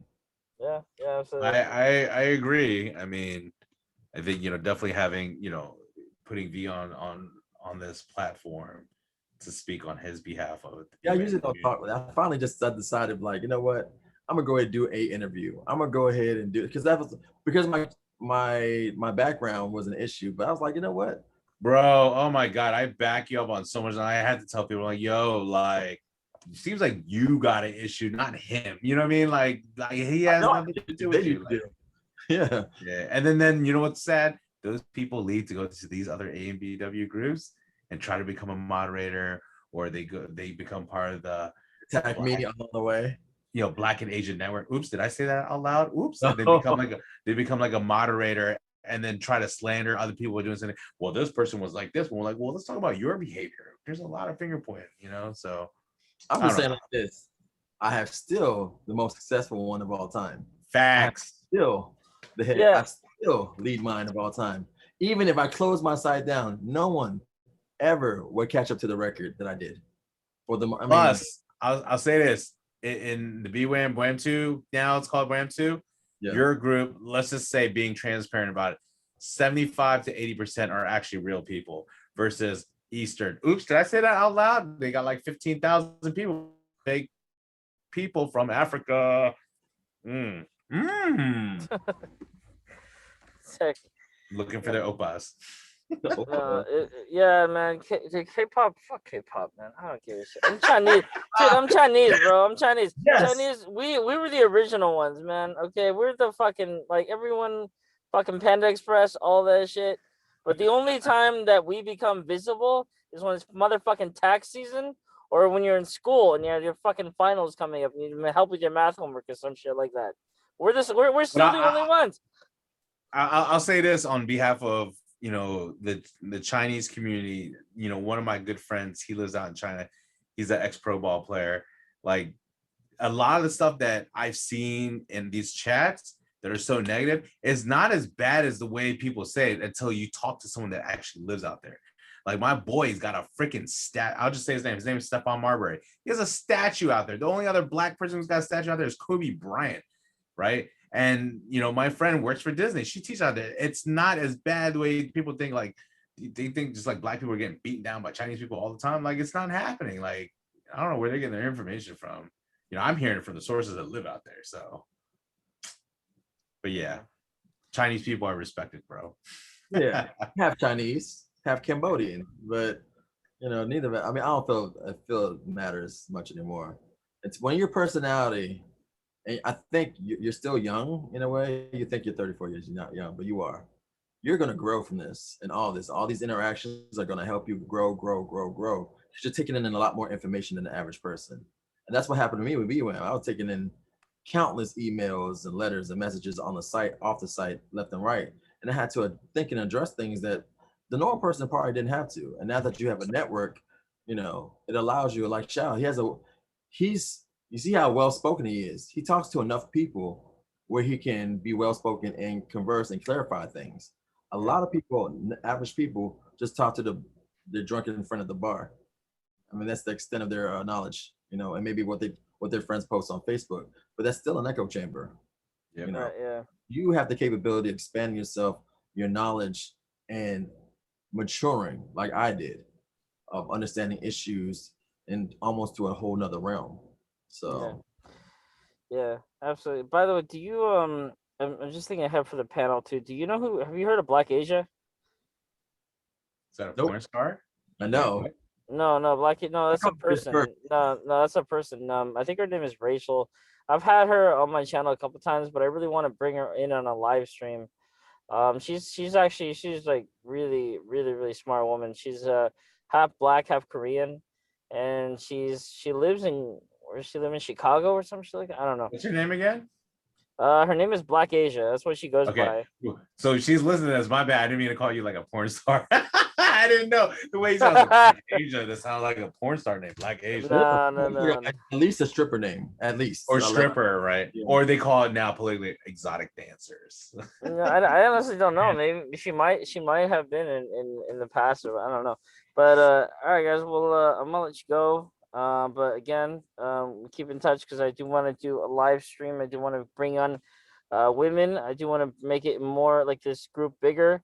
And I want to just, fuck it, let's just go all out, man. Let's, like just like I said, no drama, but I don't want to have, complete like just unfiltered, man. You know what I mean? Like I want to talk about a lot more than what we talked about here, and I want more people there. But yeah, guys, thank you very much. I appreciate it. Also, yeah, I got your message, man. About your name. So I apologize again. I'm gonna fix that. But yes, everyone in the AMBW community, this is Shao-Linn, fantastic, or just Shao. Shaolin. I Shao-Linn. typed it wrong. Yeah, Shao-Linn. There you go. See, I fucked it up twice. It's all good, bro. No, It's all man, good. but yeah, guys. So yeah, check out their work and everything like that, and we will be back. I promise, we will be back later. Don't have a date when, but we'll be back. If you like this video, leave a like, comment, subscribe, please. I know a lot of you are watching these videos, but not a whole lot of y'all are commenting for some reason. So please comment, leave a comment, tell us your thoughts. If you agreed with it, if you got pissed off, if you like what you heard, just leave a comment. I comment back. I try to comment back all the time if I come catch it. You know what I'm saying? I like talking to people. If you have an opposing view, it's okay with it. You know, I might sound like I'm going to thrash it, but I'm not. I'm just gonna say, hey, I think differently, and this is what I think. So please comment. And make sure you tell them hit the bell for subscriptions too. Hit the bell, yes, hit that bell for just so that like the next time that we upload, which is constant, I try to be consistent. It's hard because this channel is not like any other channel where you know what I mean, like it's like a couples or like anything like that where they have upload whatever they want. Like this channel is a little bit different. It's just me running it and the type of content we produce. I'm about to shoot another short film.